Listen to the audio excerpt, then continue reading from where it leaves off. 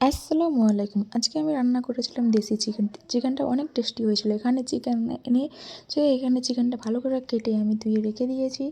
এদিকে আলু, পেঁয়াজ আর হচ্ছে যে টমাটোর কুচি আরও সব মশলা আছে। এদিকে আমি প্রেসার কুকারটা বসিয়ে দিয়েছি। প্রেসার কুকারটা দিয়ে গরম হয়ে গেছে।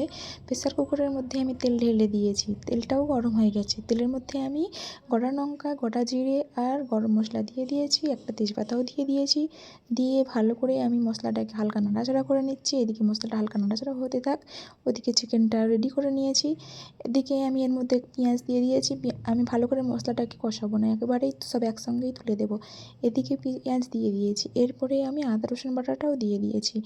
দিয়ে ভালো করে হালকা নাড়াচাড়া করে এর উপরেই আমি চিকেনও দিয়ে দেবো। তার মধ্যে আমি লঙ্কা গুঁড়ো, হলুদ গুঁড়ো, জিরে গুঁড়ো, নুন আর দিয়ে দেবো। আবার এটাকে ভালো করে আমি নাড়াচাড়া করে নিচ্ছি। এদিকে নাড়াচাড়া হয়ে এসছে। এদিকে আমি মশলাটা রেডি করে নিচ্ছি এতে দেওয়ার জন্য। মশলাটা আমি ভালো করে কষবো না, সব একসঙ্গেই কষবো। চিকেন আর মশলা দুটো একসঙ্গে কষবো। এর মধ্যেই আমি লঙ্কা গুঁড়োও দিয়ে দিলাম। এর মধ্যে লঙ্কা গুঁড়ো, হলুদ গুঁড়ো আর পরিমাণ মতো নুন, জিরে গুঁড়ো দিয়ে ভালো করে এটাকে নাড়াচাড়া করে এবার আমি ধুয়ে রাখা চিকেনটাও দিয়ে দেবো। দেওয়া হয়ে গেছে। চিকেনের যে আমি আলুটা দেবো, আলুটা আরও ভাজবো না, এতেই দিয়ে একসঙ্গে রান্না করব। প্রেসার কুকারে রান্না করতে হবে, দেশি চিকেন তো অনেকটা নাহলে শক্ত রয়ে যাবে। মশলা সব দেওয়া হয়ে গেছে। দিয়ে ভালো করে এটাকে নাড়াচাড়া করে নিচ্ছি। অনেক টেস্টি হয়েছিল, লাল লাল হয়েছিল, অনেক টেস্টিও হয়েছিল। এদিকে শুধু ধোঁয়া হচ্ছে, ভালো করে আবার নেড়েচেড়ে নিচ্ছি। এবার ধুয়ে রাখা চিকেনটাও আমি দিয়ে দিলাম। চিকেনটা দিয়ে ভালো করে কষাতে হবে, কিছুক্ষণ আধা ঘন্টার মতন কষাতে হবে। যত কষাবে তত টেস্ট বাড়বে। এদিকে চিকেন দেওয়া হয়ে গেছে। চিকেনটা দিয়ে ভালো করে আমি কষিয়ে নিয়েছি। কষাতে কষাতে 2-3 বার আমি ঢাকা দিয়ে রাখছি, আবার কষাচ্ছি। এইভাবেই কষাতে হবে।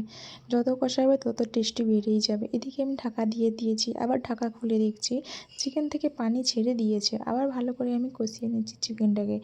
দেখতে দেখতে চিকেন অনেকটাই ভালোভাবে কষানো হয়ে এসছে। এদিকে অনেকটা চিকেন থেকে পানি ছেড়ে দিয়েছে। আবার আমি কষিয়ে আবার ঢাকাটা দিয়ে দেবো।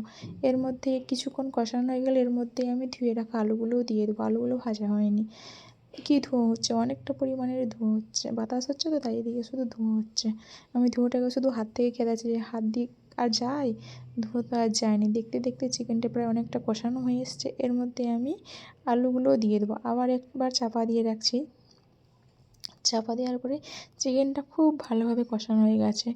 ঢাকা খুলে দেখছি খুব সুন্দরভাবে কোনো আর পানিই নাই, ভালোভাবে কষানো হয়ে গেছে। এবার আমি ধুয়ে রাখা আলুগুলোও দিয়ে দিলাম। আলুগুলো দিয়ে ভালো করে আমি চিকেনটা কষিয়ে নেব। অনেক টেস্ট হয়েছিল।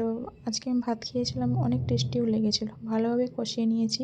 এবার আমি হালকা পরিমাণের গরম পানিও দিয়ে দেবো। এর মধ্যে আমি একটা রসুনও দিয়ে দিয়েছি, কটা রসুন, আর 2-3টে টমেটো কেটেও দিয়ে দিলাম। দিয়ে ভালো করে আবার কষিয়ে নিয়েছি। কষিয়ে নিয়ে এবার গরম পানিটা আমি একটু দিয়ে দেবো। খুব ভালোভাবে আলু আর চিকেন দুটোই কষানো হয়ে গেছে। এবার আমি এর মধ্যে গরম পানিটাও দিয়ে দিলাম। দিয়ে ভালো করে নাড়াচাড়া করে এবার সিটি মারার জন্য রেখে দেবো। এতে আমি 3-4টা সিটিও মেরে দিয়েছি। দেখতে দেখতে এতে আমি ঢাকা দিয়ে সিটি মেরে নিয়েছি। সিটি মারার পরে দেখুন কালারটা এত সুন্দর এসছে, এত টেস্টি হয়েছিল, একদম মাখা মাখা কষা কষা হয়েছিল। খুব সুন্দর লাল লাল হয়েছিল, প্রচুর টেস্টিও হয়েছিল। এদিকে চিকেন রান্না শেষ, এদিকে আমি ভাত খেতে বসে পড়েছি। একটা প্লেটের মধ্যে আমি ভাত নিয়ে নিয়েছি, আমি ভাতটা খেয়েছিলাম। মাখা এত টেস্টি হয়েছিল। আপনারাও এরকম রান্না করে খাবেন, খুব ভালো লাগবে, এত টেস্টি হয়েছিল। এদিকে আমি ভাত নিয়ে বসে পড়েছি। ভাত আমি খাওয়া স্টার্ট করে দিয়েছি। এত লাল লাল লোভনীয় হয়েছিল, বাপরে বাপ, খুব টেস্টি হয়েছিল। সবাই ভালো থাকবেন।